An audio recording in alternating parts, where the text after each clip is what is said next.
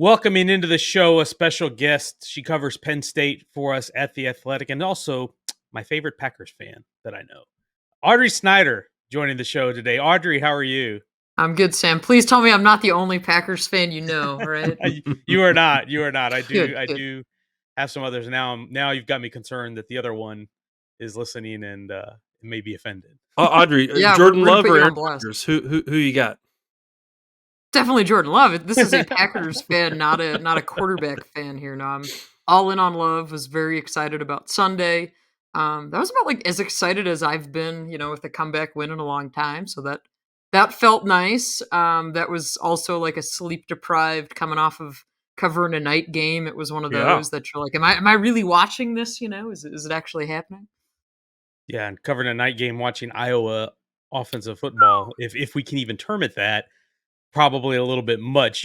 Arthur, you watched this Iowa offense, and we'll get to Penn State here in a sec. But what's that experience like in person? Because Max and I have talked about it on the show, and I'm just someone I can't subject myself to that on TV. But in person, what's it like to watch? It's just as Watch bad. yeah, In really? person or on TV, it's just as bad. Like, here's the thing, right? And I was thinking about this during the third quarter. So Penn State played Illinois the previous week. Luke Altmaier threw 4 interceptions.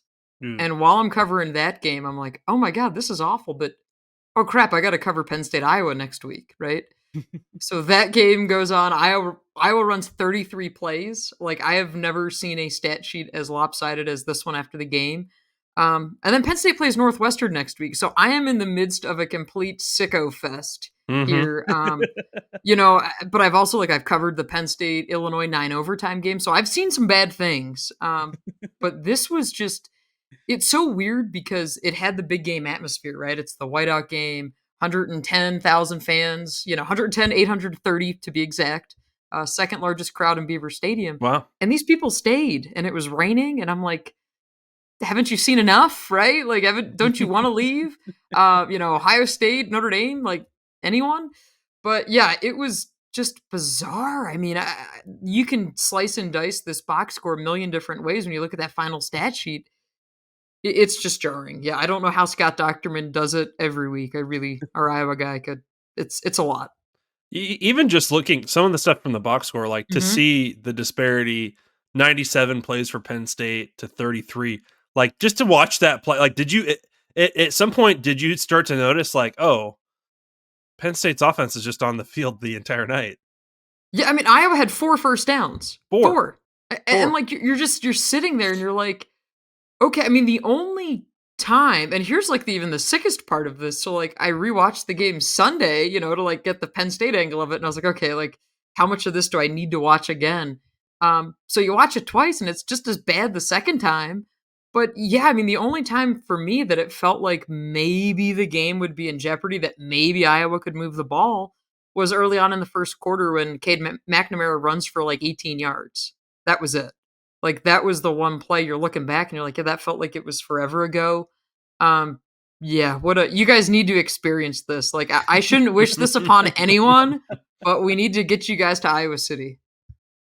Ugh, that's that was unreal. And then you're right. I mean, that's a truly loyal fan base to stay through weather and through unwatchable football just to say, yeah, I was there. Pretty. Yeah, you were there for the whiteout, and I think it's also too. It's right. Penn State's now ranked 6th in the country. I think a lot of people want to be able to say, I saw them during what could be a special year, right? Because otherwise, I'm like, why are you all still here? Please go home. Well, that's why Better you're than on me. today. We want to talk about Penn State. As you said, up to number 6, Mhm. certainly well positioned through 4 games. In fact, I don't think Audrey has Drew Allar finished a game yet out of the 4.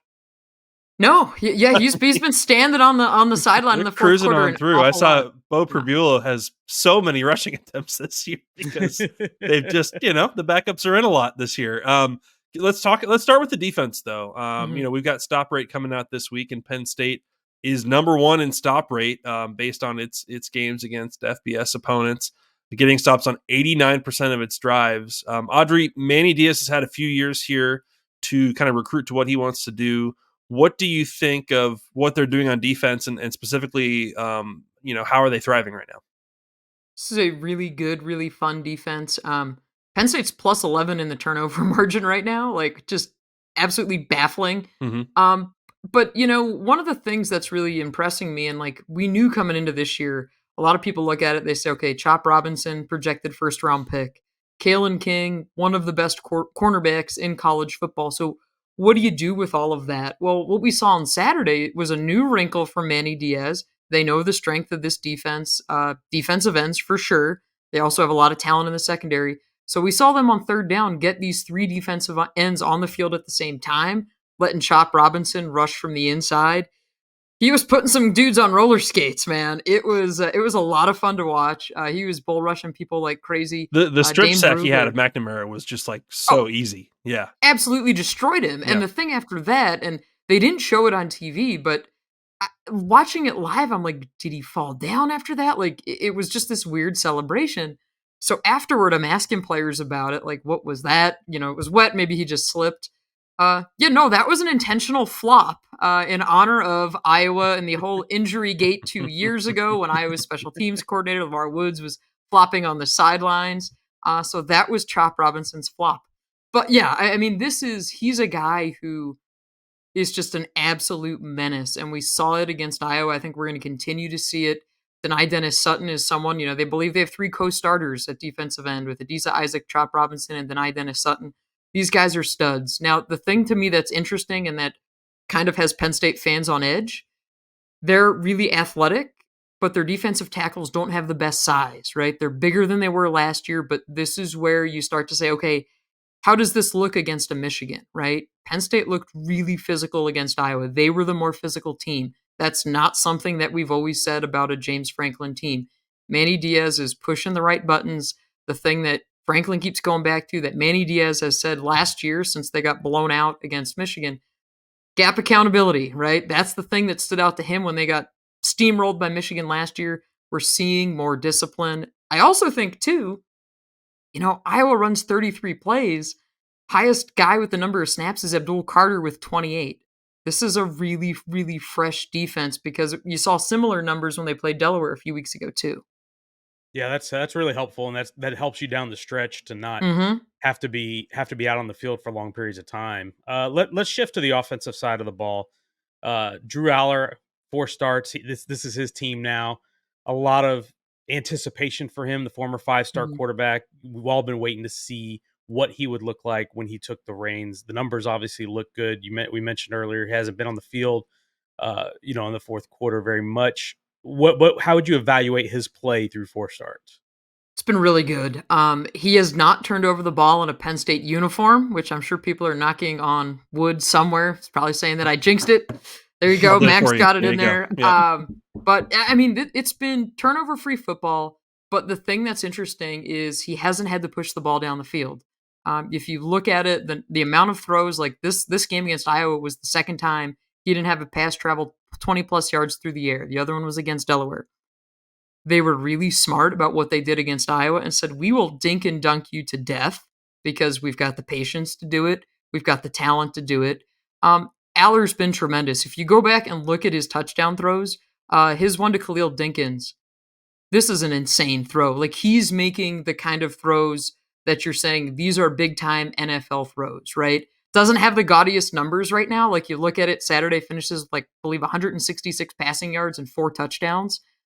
But you just kind of look at it and the throws that he's making, the poise that he has, to me, that's like the big separator, right? I think sometimes we maybe put too much on the intangibles, right? But this matters. Like, there hasn't been a moment that looks too big for Drew Allar. He's somebody who I said earlier this preseason, by the end of the year, I think he's going to be one of the top 5 quarterbacks in college football. So far, he's making those big time throws. And oh, yeah, they haven't even showcased his deep ball yet, which is going to be really good. That speaks to just the strength of the team, right? That let's just let Mhm. him play within what we've got and not put a lot of, hey, second and long, third and long, we need you to make big plays. Yeah, I think it's been really smart, and their running game is starting to get going. It hasn't been as explosive as you expect it to be with Nick Singleton and Katron Allen. So that's something else too that they're gonna get there. But yeah, I mean, they're distributing the ball really well. This is a team that, again, like the strength is that there's so much depth, right? This is where you see all these recruiting classes that start to stack together. Yeah, there's a ton of talent. This is James Franklin's most talented team, and through 4 games, it's definitely looked like it too. And the running backs, Singleton and Mhm. Allen, very well established coming into the year, even though they're young guys. Audrey, what has it meant, the emergence of Keandre Lambert Smith in what I know is a pretty talented wide receiver group? Obviously, he's had the big plays, the numbers have popped a little more. What has that emergence kind of done in terms of balancing this whole thing out? Yeah, they call him Big Play Dre for a reason, right? I mean, I this love is a that. guy, That's yeah, great. like a lot of confidence. He does not lack for confidence. And that's what Penn State needs. I mean, going back to the spring, James Franklin challenged Keandre Lambert Smith publicly and said, we need him to not only be like our number one receiver, we need him to be one of the best in the Big Ten and one of the best in the country. And he's proving that. I mean, if you look back to the end of last year, really finished on a high note rather in the Rose Bowl, kind of got things rolling. And he's just somebody that so much speed, they can move him around, you can play him in the slot. Now, the rest of the receiving core, they've dealt with some injuries. Harrison Wallace III's their number 2 guy. They need more from the rest of the receiving core, but in terms of having that number 1, he's that guy. To me, Dante Cephas, the Kent State transfer, he was a guy that Max in the transfer portal you were very high on. Yep. So were a lot of other Yep. people. But he's somebody that had his first career start against Iowa. So we're starting to see more of Cephas, but I think fans have to keep in mind he wasn't here all spring, right? Like this is a guy who didn't get to campus until after spring ball. So he was playing catch up, but now I think he's getting closer to what they were expecting, right? So I think you're now saying, all right, well, 5 games in, at what point do you start to see Cephas take on a bigger role? Because they've got a lot of bodies there in that receiving core, but it's just a matter of getting more experience, more productivity. Yeah, that was the intel from Penn State staffers I talked to at the end of Hmm. fall camp was Cephas is really good. I mean, certainly last year at Kent State, he was one of the best players, best wideouts in the MAC. But he got to Penn State, and that's the strength of where Penn State's at is he's really good. Not sure he'll have 1,000-yard season because they've got good players coming back, and that's just a real advantage here. Audrey, as you look at Penn State, um, first of all, like have we gotten to the point now? I guess maybe in terms of your confidence and the way that the fan base's confidence around this team, has it got to like that Ohio State Michigan point now where there's just 2 games that matter on the schedule and the rest kind of feel safe, or do you worry about this team kind of falling into some traps here?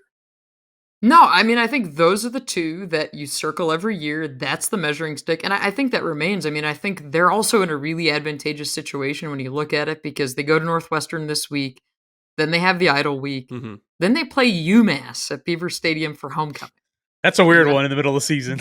really bizarre, right? So you effectively have an extended bye week. So we're talking about snap counts, Sam, right? Like you should be able Yep. to ideally keep the numbers low, and then you go to Columbus right after that. Then Michigan comes here in November. So your 2 marquee games are spread out.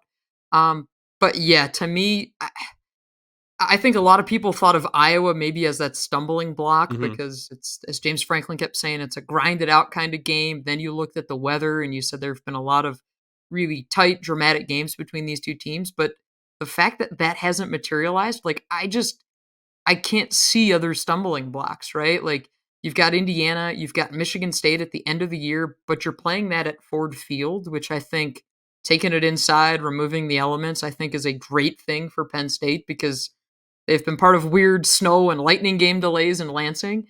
So I just don't see those other stumbling blocks. Loaded question here. Uh-oh. Oh, by the way, West Virginia win aging pretty well, right? With wins over Texas Tech and Pitt. So I think that Mhm. Yeah. that is Three and looking one. now a little Yep. bit more like a solid test they got week 1. Um, okay, loaded question here, but in terms of looking at stop rate, Michigan's number 3, Ohio State's number 5, as you'd expect, right? Yeah. We've seen how good those teams can be. We're all expecting those teams to give Penn State everything they've got. Where's the confidence level right now, Audrey, about Penn State winning one or both of those games? Right now, I think they split, and I think that's worst case scenario. I from the get go, I thought this was an 11-1 team. I Okay. think they beat Ohio State. Michigan, to me, is where it gets interesting. Now, from what we've seen from the Penn State defense, can they stop the run consistently? Right, it goes back to what they weren't able to do last year in the Big House. That to me is like the weird thing because they've matched up for all these years, right? Even when Penn State was coming off of sanctions, had no business playing with Ohio State, they've always matched up well with them. Like, it's just this weird thing where some teams match up well with others and sometimes you just don't. Mhm. And I think Michigan's kind of been in that other category. Now, the weird thing to me is that Ohio State is at the Horseshoe, Michigan is in Beaver Stadium. That atmosphere is going to be absolutely crazy, right? If Saturday night for a whiteout against Iowa was any indication, these people are going to be extremely fired up. It's tough to pick against Penn State in Beaver Stadium, right? So that to me is where I think they split those two right now. But this defense is really good. And like, I thought they'd be good, but they've exceeded my expectations so far. Now, how do you keep the turnovers coming, right? Because they've been coming in bunches. But can you stay turnover free on the other side of the ball, especially once you start pushing the ball down the field? But yeah, it's Penn State is a very, very good football team. And I think one of the things that probably not a lot of people got to see Saturday night was just how good they are, because the other game that was on at the same time that everyone else, of course, wanted to watch. So, but yeah, I get it. But this Also, is a just very, the very world good does team. not want to watch Iowa. I think we're just kind of Yeah, getting that's to that right. point there. Yeah, it No, should come no with offense like to Penn State, but a caution warning or like an explicit content warning. You were watching Mhm. Iowa football. Yeah. That's right. you Yeah, could no, not have paid parental Sam to watch that advisory. game. No.